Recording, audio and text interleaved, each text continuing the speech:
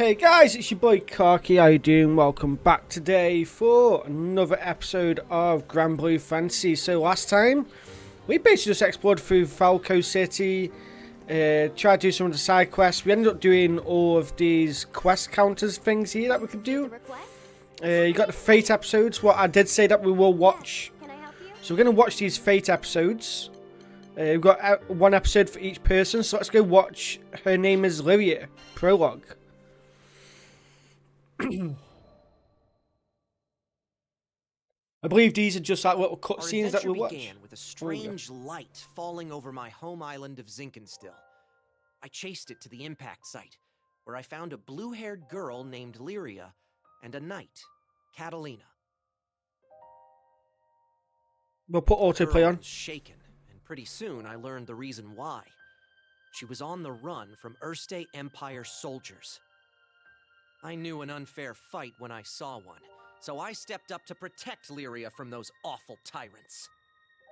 Catalina and I fended them off well enough, but when their backs were in the corner, they released a fire-breathing hydra. It charged me, sending me flying into the tree line. Moments away from death, all I could think about was Dad. He'd been the one who trained me, and he'd done a great job, but... well, who expects their son to get attacked by a five-headed horror? He was going to be devastated. So, it's all over. Just as I began to sink into darkness, a gentle light enveloped my body. Lyria, wreathed by a mystical halo, was floating above me with her hand outstretched. She explained that she was going to merge our life forces. Fortunately, it worked. From that moment forward, Lyria and I would be inextricably linked. Looking into her blue eyes, I knew I had nothing to fear, not even death itself. Two people, one life, a greater whole. Lyria had taken a huge risk to save me. Now, if one of us got hit with a fatal blow, it was curtains for both. And that thought awakened in me a desperate hunger for survival, for life. The next moment, Lyria and I felt this reverberation of power. The torrent of emotion rushing from me had awakened something.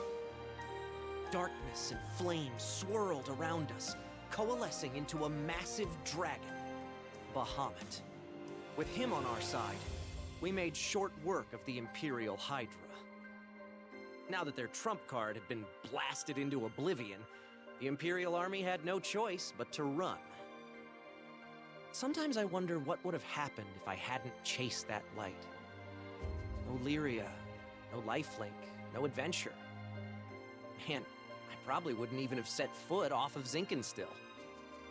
Fate's a funny thing, isn't it?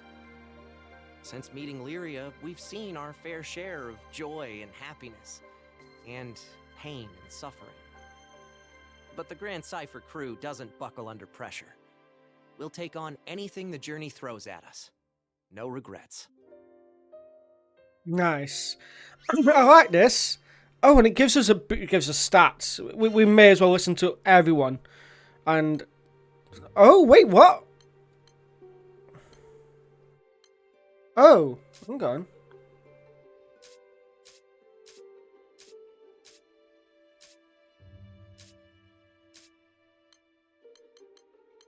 Oh, wow. So, yeah, we got all of these. So, all of these will help us be stronger. So, I think most of them. Let's just finish prologue. Right, yeah, so we're going to watch all of these. I know that some of you probably won't care for this, but I'm intrigued for it. And then we get stat boosts. So, let's watch this.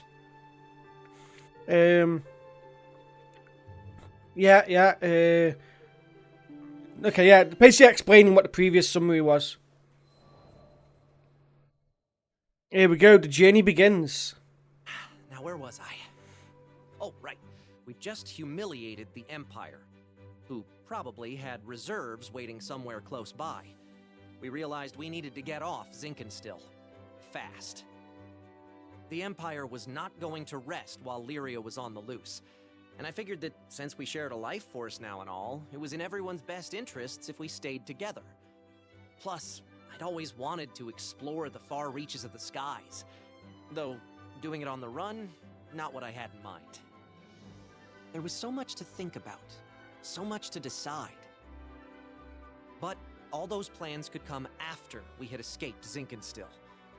I didn't want a whole army, this time with, 30 Hydras marching on my home island. And, well, I had another, more personal reason for wanting to leave. Before I knew it, our journey was at an end. The end. As in, we'd reached the end of the skies. My son, I'm waiting for you on Estalucia. I thought about Dad's letter. I missed him. When I was young, he would take me to the edge of the island, and we'd sit there, admiring the clouds. I wanted so badly to explore those skies, just like Dad. I had to see him again. And now, I wouldn't have to make that journey alone. With Vern, Lyria, and Catalina at my side, we commandeered a small Imperial craft and set out for the greatest of destinations, Estalucia.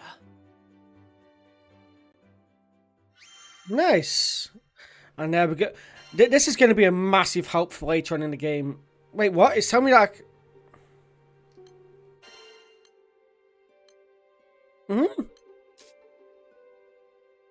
Oh, wow. I thought we were going to get up to episode 2, but... I guess we're at episode... Well, we'll be here all day watching these, but sorry, let's watch them. Well, let's listen to them. From the moment we left Zinkenstill, our adventures were hectic, to say the least. Catalina, who claimed to be an experienced pilot, crashed our small vessel onto the gusty fields of Port Breeze.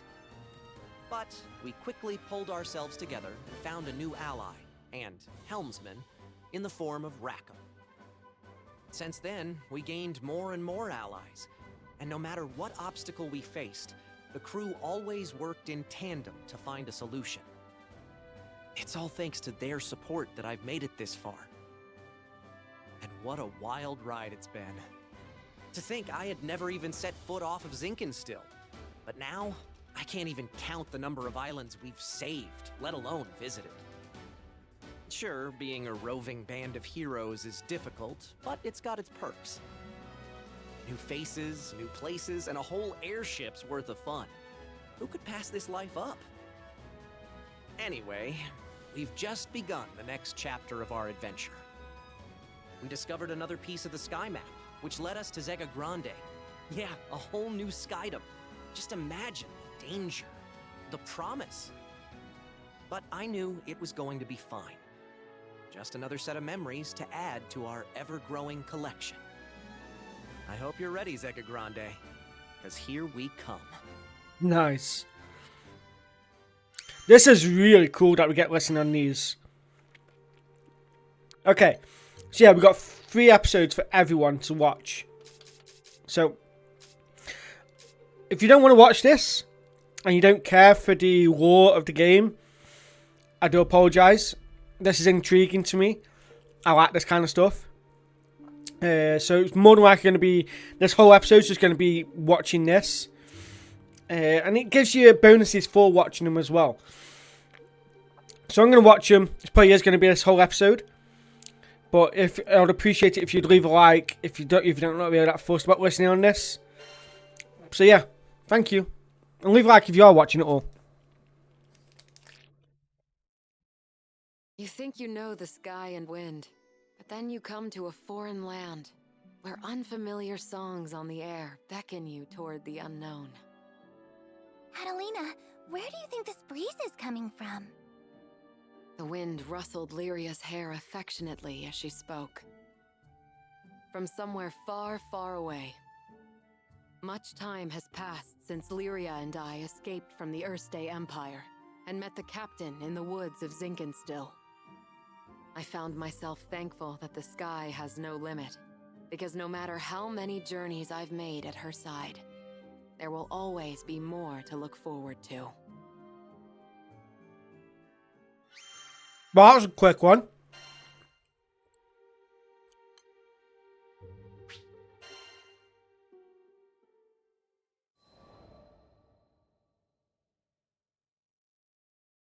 Lyria and I first crossed paths when I was still a knight of Erste, and she a tool in the Empire's mad experiments on dark essence. So you're Lyria. I was appointed to stay by her side as both captor and guardian. She reminded me of a beautifully crafted puppet, never moving or speaking unless commanded. Her expression was fixed, and her eyes were bright, but cold, as if made of glass. Moved to pity, I wanted at the very least to light a smile on her face. But I may as well have been talking to a doll. I couldn't find the part of her that was alive. It wasn't until many days had escaped us that I realized Lyria was a real girl with a feeling soul. She simply didn't know how to act like one.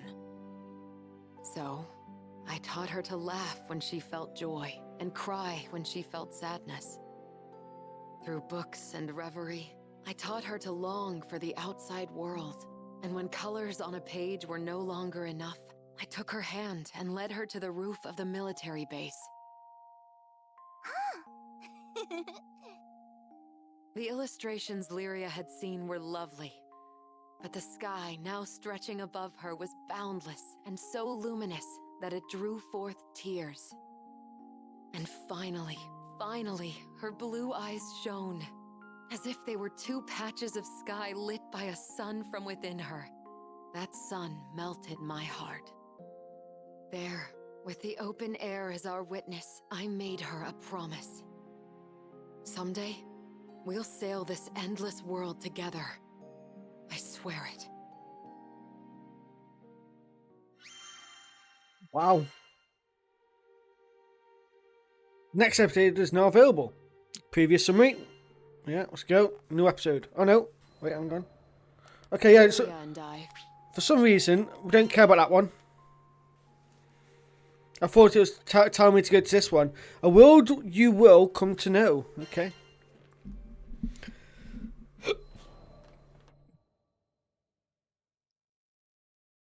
As the bond between us grew, so did the cruelty of the experiments they performed on Lyria. Lyria doesn't belong here. No living creature does. The shining empire I served now became to me a place clouded by doubt. Day after day, a battle raged within me, between the knight loyal to her flag and the guardian who wanted to set a sad girl free. Then, one day, a memory of Lyria's response on the roof broke through like a clear ray of light. Really? You'll show me this endless world? I had made a vow. There was no more question where my allegiance lay. I took her hand once again. This time, not to simply gaze at the sky, but to leap into it. And I did it for myself as much as I did it for her.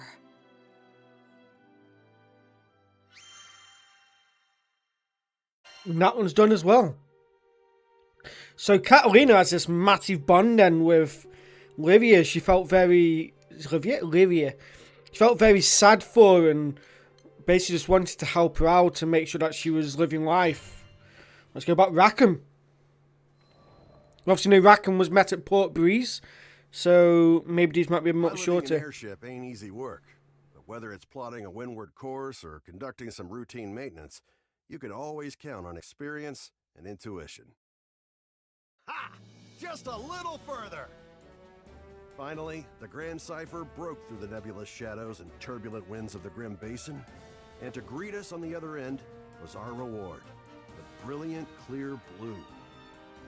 It was a panoramic azure, dappled by silver-white clouds and gleaming from the light of a new day. Always an exhilarating sight to behold. Judging by the cries of celebration starting to spread across the deck, I took it my crewmates would agree. Damn, Who'd have ever thought a young dreamer from Port Breeze would make it all the way out to these skies? The Grand Cypher and I, we'd gone through thick and thin together. It's a long story, but it all started on that fateful day I met the captain. I haven't looked back since. Right then, landing maintenance.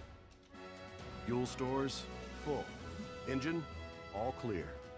We were ready to disembark into the unknown. What awaited us in the Zega Grande Skydom? As uneasy as I was, I couldn't help but feel a teensy bit giddy with excitement. I'm loving this. Like, giving you little bits of information about each individual character as to why they met up with the captain or Gran.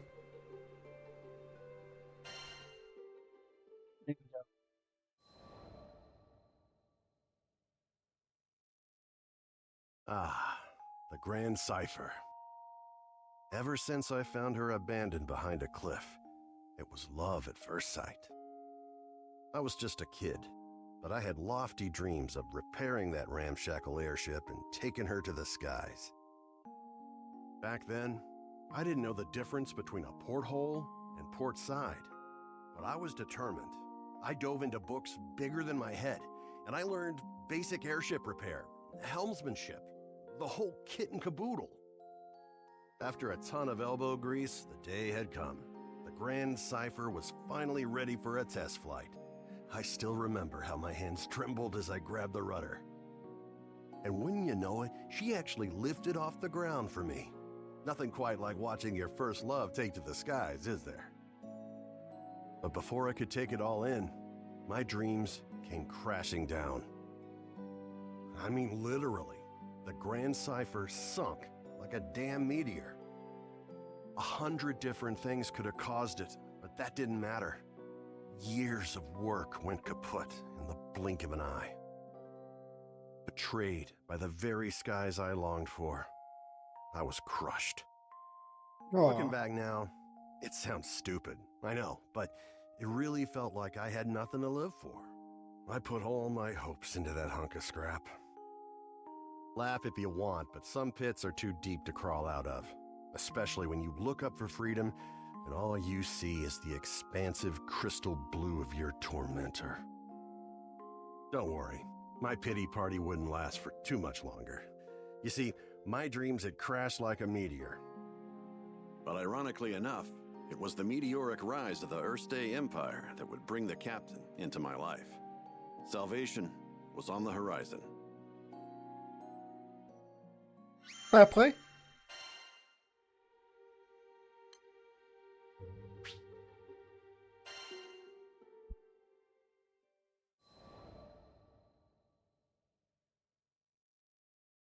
Just as I'd given up on flying, the Erste Empire had arrived in Port Breeze, and they were hell-bent on exploiting our local protector, the primal beast of wind, Tiamat.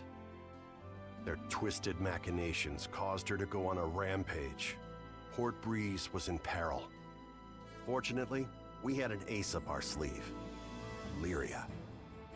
Thing is, Lyria needed to get close to Tiamat, which meant we had to go up, and to go up, we needed to fly. Thought I'd already closed that chapter of my life when the skies betrayed me, but lives were on the line. Quick, get on the Grand Cypher! I don't know what got into me. She fell once before. Hell, I knew she might fall again. Nothing like a healthy fear of death to keep you grounded, eh? But the people of Port Breeze and my new crewmates had entrusted their fates to my piloting skills. My own fear was insignificant. All I needed to do was trust myself too. It's a damn shame it took me this long. But I'm back now, and ready to face the skies if you'll have me.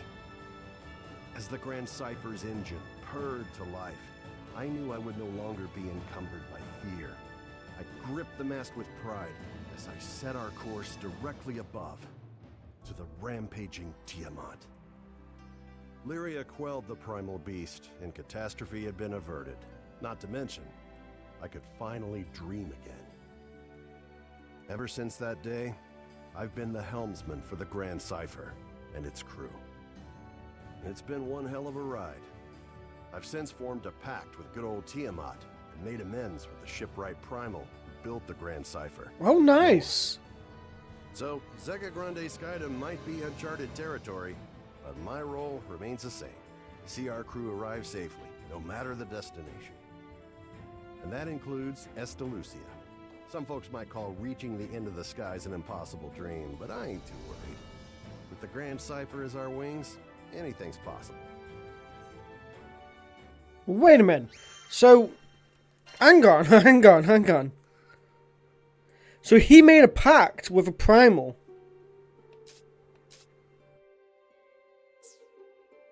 We've got 3 more to go through. 3 more peoples to go through.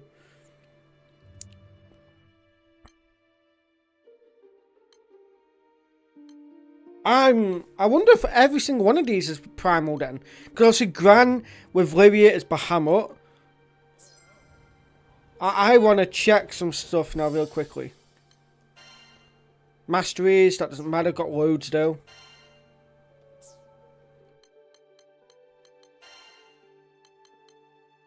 But Tiamat, bloody what's it? He literally said that it's the primal beast of wind. Why would he be fire? That doesn't make sense. Well, either way, right, let's get back to the other ones. Fate episode. It's Io's time.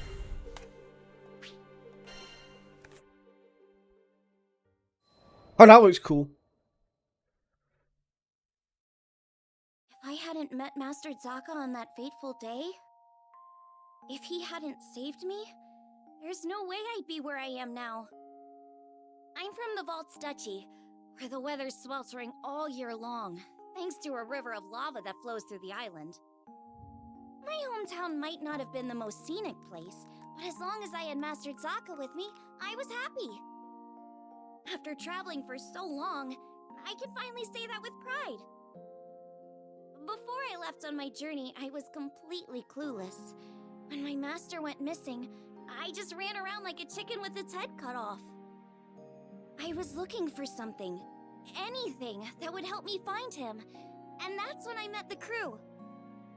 The reason behind his disappearance turned out to be even worse than I could have imagined.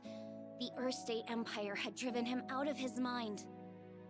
They had manipulated him into awakening the primal beast that had lain dormant beneath the ground, Colossus.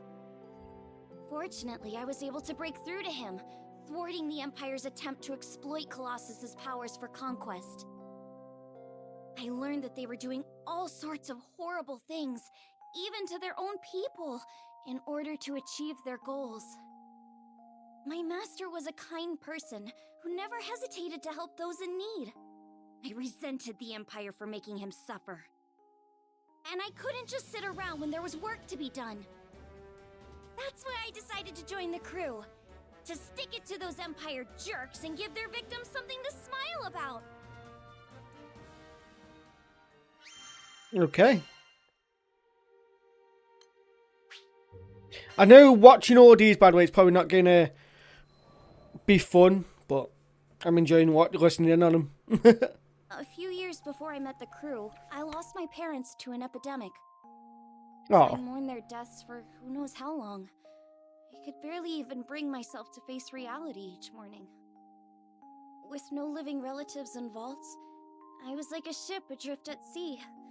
I had nowhere to go and nowhere to belong. Until one day, my master reached out his hand to me. I was so depressed I just kept staring at the ground. That gentle smile never left his face as he asked me, "Why do you look so sad?" There was something in his voice that made me look up. When I did, a beautiful bouquet of flowers appeared in his hand, seemingly out of thin air. I had no idea how he'd done it, but I knew it must have been some kind of parlor trick. But he insisted it was magic. What a goofball, right?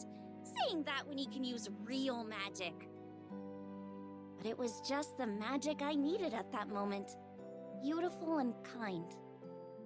He went on to show me all kinds of incredible spells, the likes of which I'd never seen before. Watching him made me smile at a time when I thought I'd forgotten how. My master would always say that magic exists to make people happy. Something about that spoke to me. It made me want to become a mage just like him. So I signed myself up as his disciple, begging him to teach me magic. I'll never forget how happy I was when he told me I had talent. After all, if he was right, that meant I had the potential to make people smile too. Nice. There's another one. Next. Smile Conjurer. One day, shortly after I joined the crew, I suddenly lost the ability to use magic. No matter how many times I tried casting a spell, nothing happened. I had no clue what to do. The rest of the crew thought Master Zaka might have the answers I needed, so we set sail for Vaults. It'd been forever since I'd been back home. My master was thrilled to see how much I'd grown. I opened my mouth to ask him about my problem, but when I saw how happy he looked, I just couldn't bring myself to do it. I promised him that I'd come back as a great mage, but there I was, unable to cast even a single spell. The last thing I wanted was for him to be disappointed in me. Around that time, an epidemic returned to Vaults, the same disease that had claimed the lives of my parents.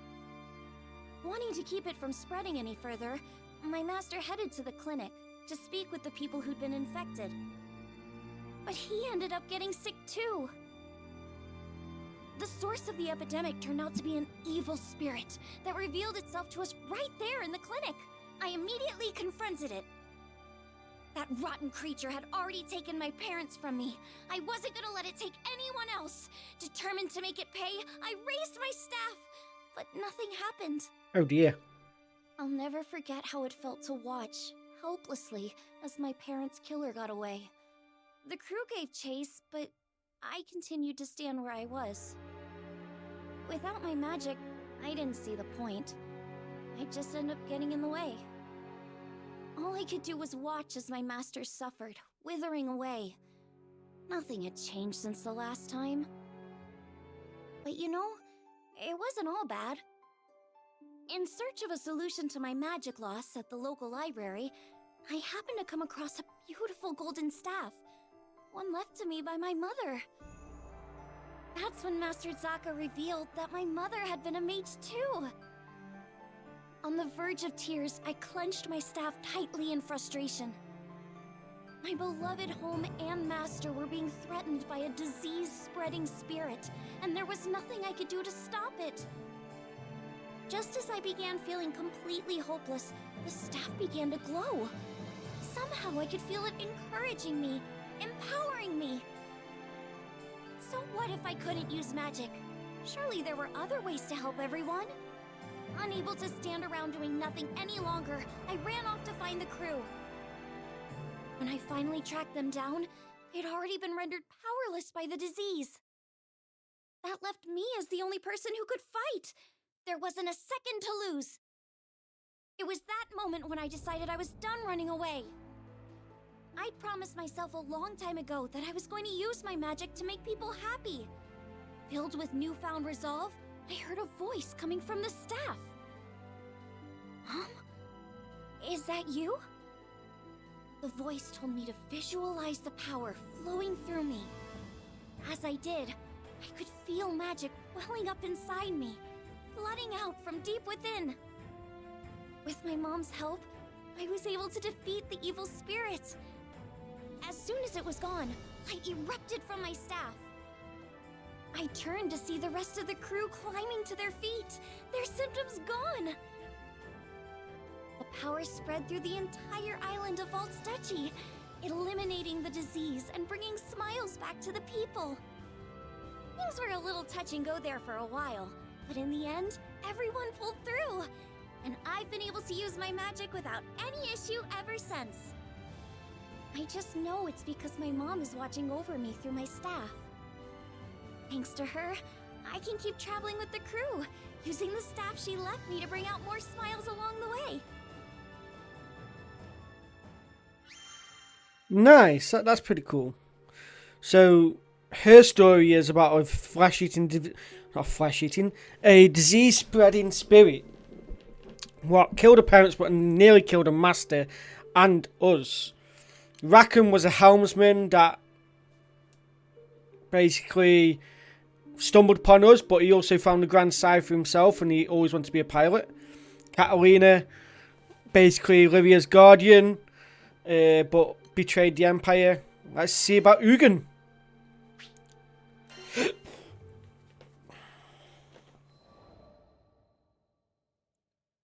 Defending Auguste. I once gave up being a skyfarer. Also, I could take up arms to protect my home island, Auguste. Auguste. Man, she was special. You see, there aren't too many places in Fana Grande with oceans, much less ones as gorgeous and pristine as Auguste's. And I'd be damned if I stood by as the Erste Empire sullied its waters with the byproducts of their weapons research. It goes without saying that I enlisted. Good thing, too, because it was in the midst of the ensuing war that I met the Grand Cipher crew. They helped us, the local mercenaries, I mean, take a stand against those Imperial punks. It wasn't a picnic, but we weren't gonna go down without a fight.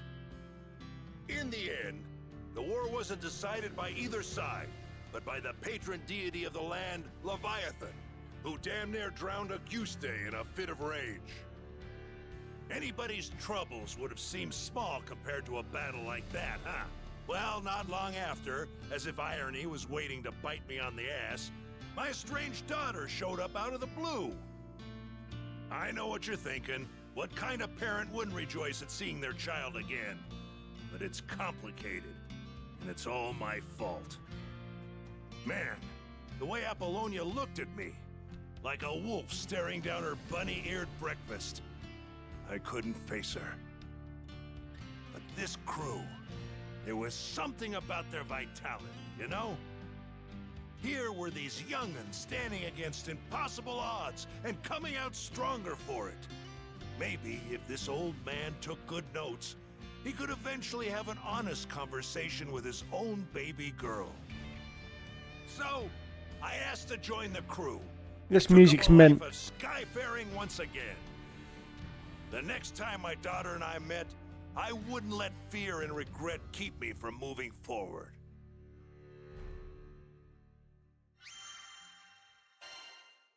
Nice. So now we've had Rackham with Leviathan, Io with Colossus, that's essentially Titan, and Ugin now with Leviathan. They couldn't be totally polar opposites, because you got Rackham that's fire, that had a wind primal. You've got Io, that's light, that had an earth primal. And now you've got Rackham, what I think is earth, with a water. It's like they're literally just polar opposites of each other. But here we go, next one. Oh, shit. How'd me and my daughter end up estranged? Well, the first thing you need to know is that my wife was stricken by a terminal illness. I refused to listen to the doctors. Terminal my foot. Even if there was no cure in Auguste, surely there ought to have been something in other lands. And so, I left my family at home, crisscrossing the skies looking for a cure. Got into a lot of adventures along the way, and somehow ended up making a name for myself. But no matter how far and wide I traveled, the cure eluded me. And while I was away, my wife, she breathed her last. Oh dear. I wasn't there for her when she needed me most. I never even got the chance to say goodbye. Regret and self-loathing crashed over me in never-ending waves, threatening to pull me under. You can't even begin to imagine the pain. And there was nothing I could do about it. It was all my fault. My daughter spent countless days looking after her sick mother. fighting off fear and dread. It's not hard to imagine why she hates me. She must have asked herself time and again, why was her father gallivanting across the skies while his family suffered? By the time I finally came home, she was long gone. There were no other relatives to turn to. The only family she'd known was no more. All I could do was stand dazed and helpless in the cold, empty shell of the home we'd made. Holy shit. His is very dark. Harsh memories.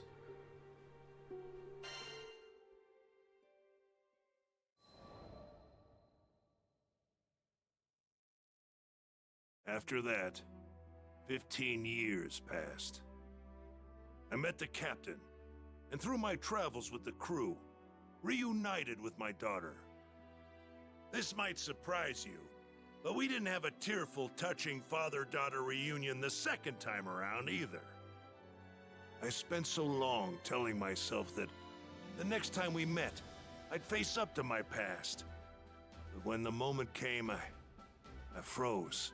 What could I possibly say or do for her as a father after all this time?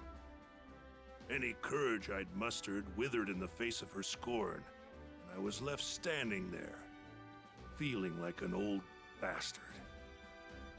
Sometime after this heartwarming reunion, I bonded with Leviathan, and through our link, saw glimpses of what lay in my daughter's heart. I thought I had escaped all those painful memories, but here they were. In that world created by the pact with Leviathan, my wife was still alive. I saw how things might have been if I had done things differently. Of course, I knew none of this was real, but I would rather stay in a world of memory than live in a cold, lonely reality without her. But she wasn't having any of that.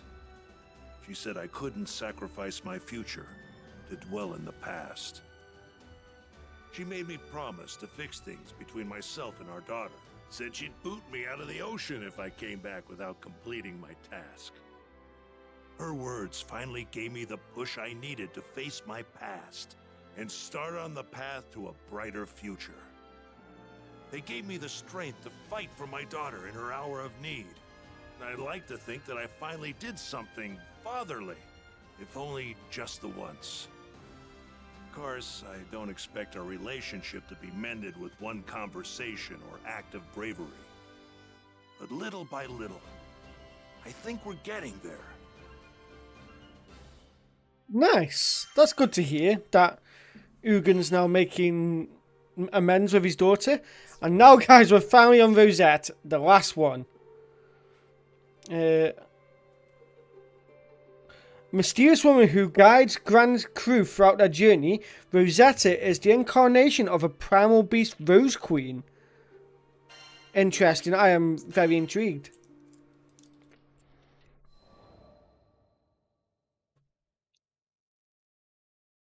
Grande, the forgotten skydom.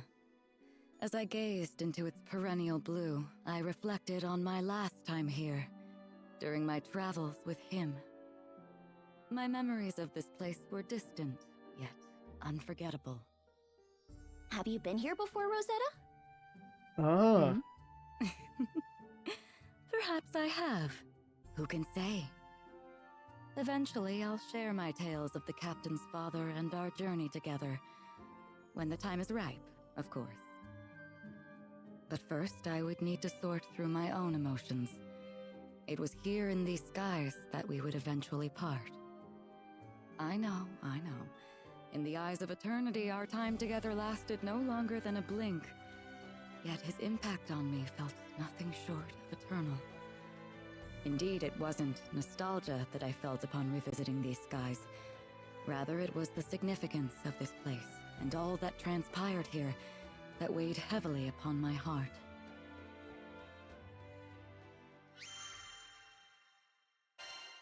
Nice. I want to see what's happening next, though. A priceless name.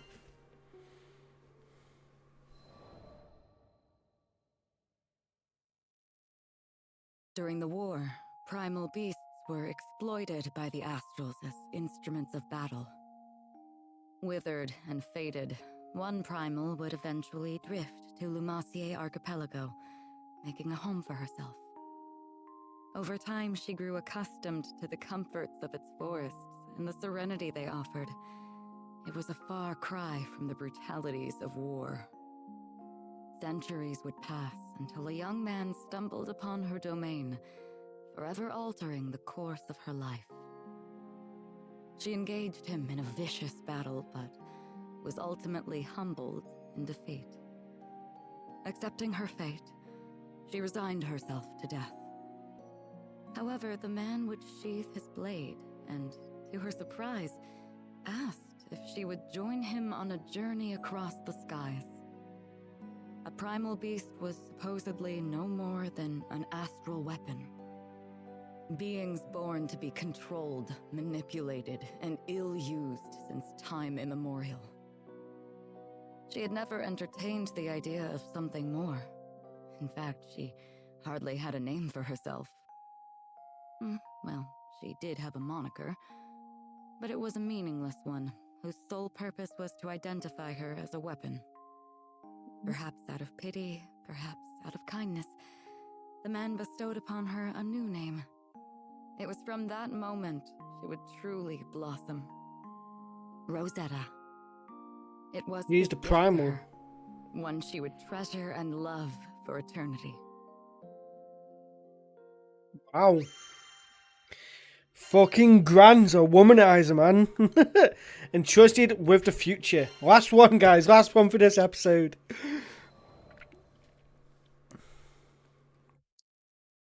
With every union comes an inevitable separation. When his journey neared its final chapters, as he took up arms against the god of destruction, I returned to the forests of Lumassier. After my return to the archipelago, I briefly longed for his companionship, but the flora and fauna kept me company. Decades came and went, and one day I would encounter yet another young visitor to the island. There was no mistaking it. This was his offspring. I realized at that very moment the time had come. He had entrusted this child to me from the ends of the skies.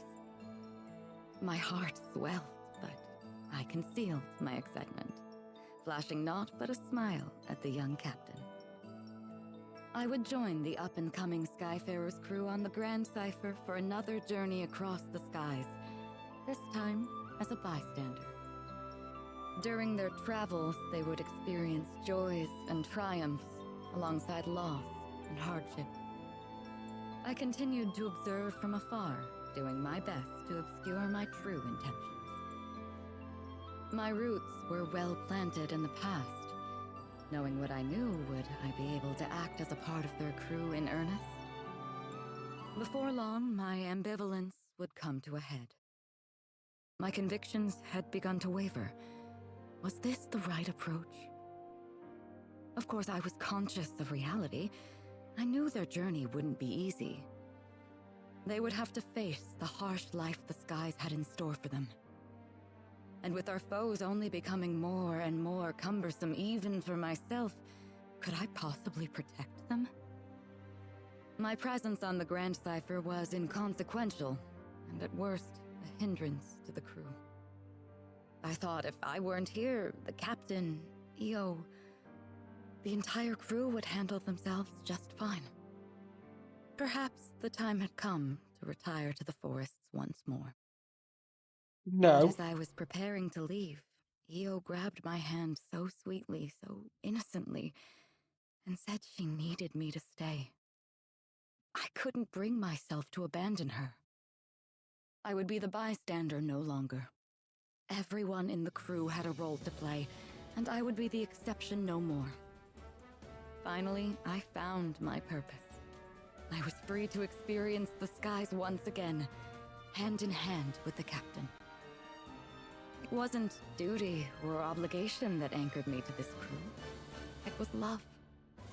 And I promised to always protect them.